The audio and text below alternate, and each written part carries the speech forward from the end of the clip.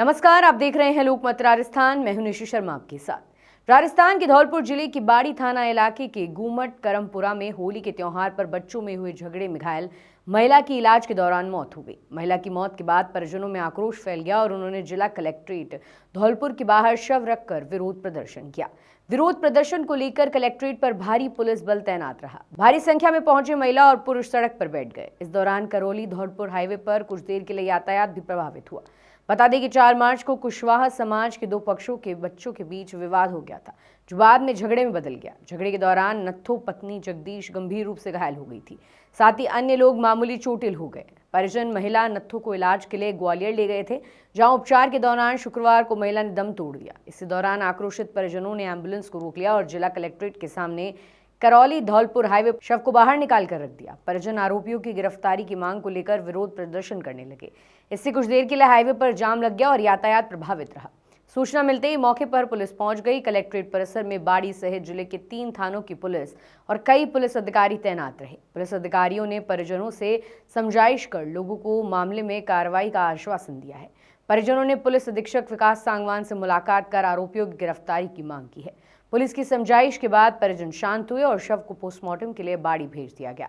झगड़े की CCTV footage भी सामने आई है, जिसमें कुछ लोग लाठी और डंडे लेकर मारपीट करते हुए दिखाई दे रहे हैं। मामले को लेकर एसपी विकास सांगवान ने बताया कि बाड़ी कस्बे में 4 मार्च को कुशवाहा समाज के 2 पक्षों में झगड़े की सूचना मिली थी। झगड़े में कुछ लोगों के चोटें आई और पुलिस थाने पर 2 रिपोर्ट दर्ज हुई। दूसरे पक्ष ने आज अवगत कराया कि घायल महिला की इलाज के दौरान ग्वालियर में मौत हो गई है।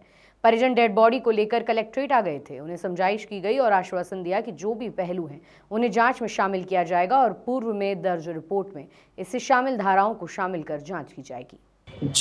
एक वो था हमारे मोहल्ले का झगड़ा हो गया बच्चन में।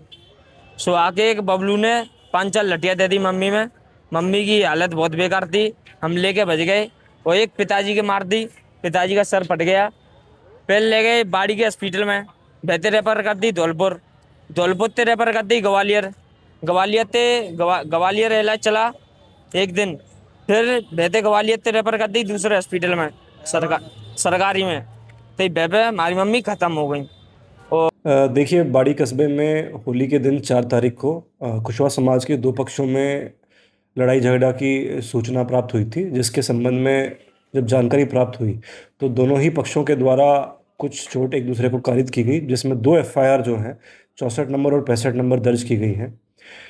इसी प्रकरण के संदर्भ में आज ऐसा संज्ञान में आया कि एक महिला जो 64 नंबर की एफआईआर है, उसका परिवादी पक्ष है, उसने अवगत कराया कि एक महिला की मृत्यु हो गई है।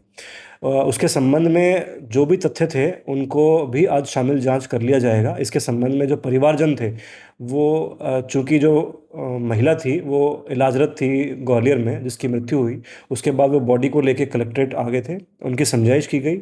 समझाइश के पश्चात उन्हें बताया गया कि आपके जो भी पहलू हैं जांच में वो शामिल किए जाएंगे और पृथक से एक एफआईआर दर्ज नहीं की जाएगी। इसमें जो एग्जिस्टिंग ऑलरेडी एफआईआर है उसमें सारे तथ्यों को शामिल कर लिया गया है और उचित धाराओं का नियोजन इसमें किया जाएगा जैसे जैसे अनुसंधान में जो तथ्य सामने आएंगे। फिलहाल के लिए इतना ही। ऐसी तमाम ताज़ा खबरों के लिए आप जुड़े रहिए हमारे साथ।